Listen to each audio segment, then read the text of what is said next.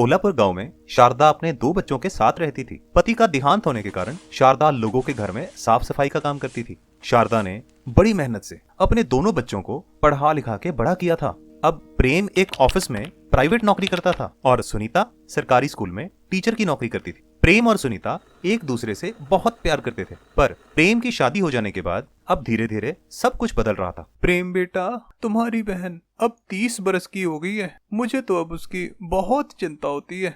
तुम इसके लिए जल्दी ही कोई लड़का देखो। हाँ माँ, मैंने पूजा के पापा को शारदा के रिश्ते के लिए बोला हुआ है। हाँ माँ, मेरी अपने पापा से कल भी बात हुई थी। वो सुनीता के लिए लड़का देख रहे हैं। पूजा ज्यादा पढ़ी लिखी तो नहीं थी, पर उसकी नजर हमेशा सुनीता के पैसों पर ही होती थी। इसीलिए वो नहीं चाहती थी कि सुनीता की शादी हो, क्योंकि अगर सुनीता की शादी हो जाएगी तो जो पैसे सुनीता घर में देती है वो सारे बंद हो जाएंगे। पूजा अक्सर ही सुनीता से झूठ बोल के पैसे लेती थी। सुनीता, आज घर में राशन खत्म हो गया है और तुम्हारे भैया की सैलरी भी अभी नहीं आई। तुम मुझे 5,000 रुपए दे दो, मैं इनसे लेके तुम्हें वापस कर दूंगी।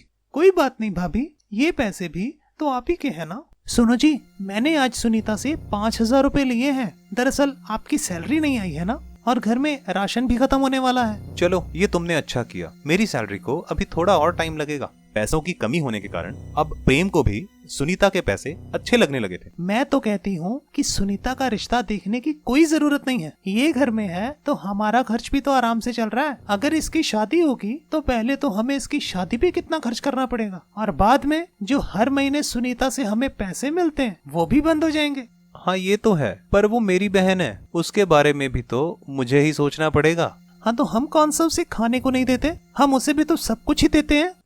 प्रेम बेटा, तुम्हारी मौसी ने सुनीता के लिए जो लड़का बताया था, तुमने उसके बारे में पता करवाया क्या? नहीं माँ, मैं आज बात करता हूँ, और अगर लड़का अच्छा हुआ तो हम उससे रिश्ते की बात चला देंगे। ठीक है बेटा। हेलो। हाँ पूजा, बोलो। जी, आप ये क्या कर रहे हो? क्या हुआ?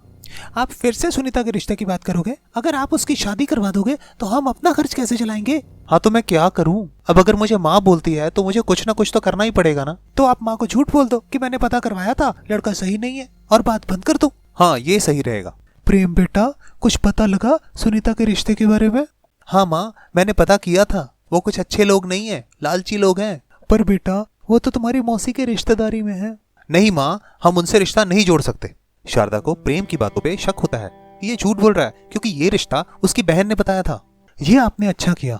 मुझे तो चिंता हो रही थी कि अगर कहीं सुनीता की शादी हो गई तो हमारे घर का खर्च कैसे चलेगा। वैसे लड़के वाले तो बहुत भले लोग हैं, मैं उन्हें जानता हूँ अच्छी तरह से। पर तुम ठीक कहती हो, अगर कहीं सुनीता की शादी हो गई तो हमारे तो पैसे बंद हो जाएंगे ना। शारदा ये सारी बातें सुन लेती है और उसे अब समझ आ जाता है कि ये सुनीता से नहीं बल्कि उसके पैसों से प्यार करते हैं।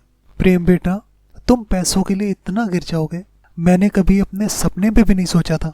पैसों के लिए तो तुम अपनी बहन की जिंदगी भी खराब कर देना चाहते हो।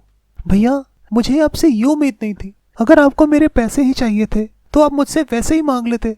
और भाभी, आपको तो घर की जिम्मेदारी संभालनी चाहिए थी, पर आप सिर्फ पैसा संभालने में लगे हो। प्रेम और पूजा अपनी माँ और सुनीता से माफी मांगते हैं और आगे से ऐसा कभी ना करने की कसम खाते हैं, और फिर एक अच्छा सा लड़का देख के सुनीता की शादी हो जाती है।